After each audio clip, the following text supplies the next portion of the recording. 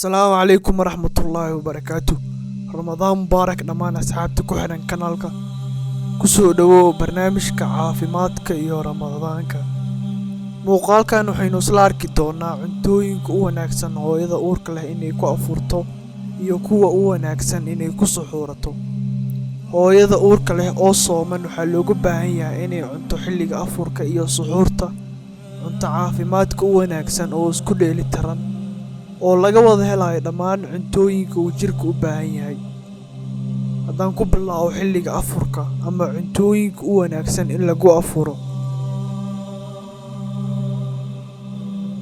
Number 1 ku bilow koob biyo ah iyo dhowr xabbo timir ah.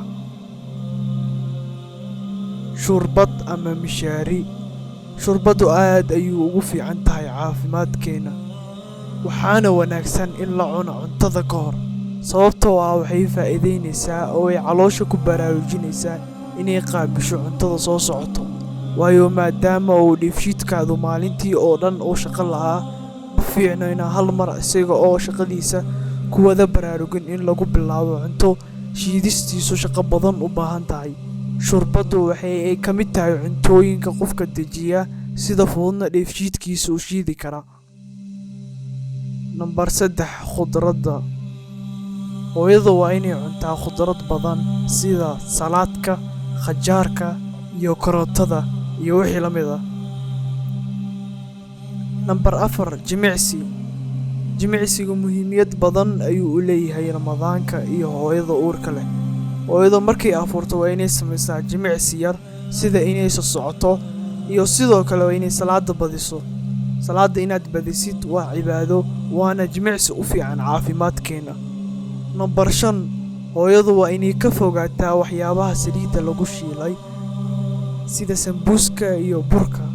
Caafimaad ahaan ma wanaagsan hooyada uurka leh, wayba u sii daran tahay sababta oo ah waxay leeyihiin laabjeex ama laabdilaac. Number 6 hooyadu waa inay ka fogaataa cuntooyinka aan dabiiciga ahayn sida cuntooyinka qasacadaysan oo kalluunka ka mid yahay.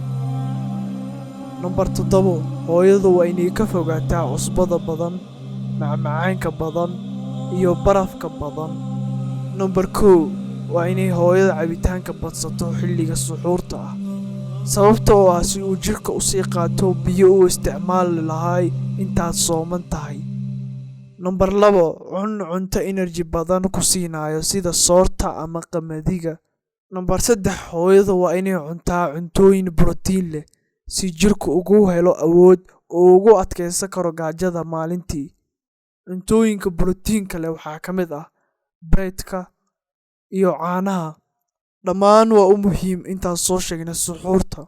Halkaas ayaan ku soo gabagabeynayaa. Fadlan ku soo biir kanaalka si aad ula socotid taxanaha barnaamijka caafimaadka iyo ramadaanka.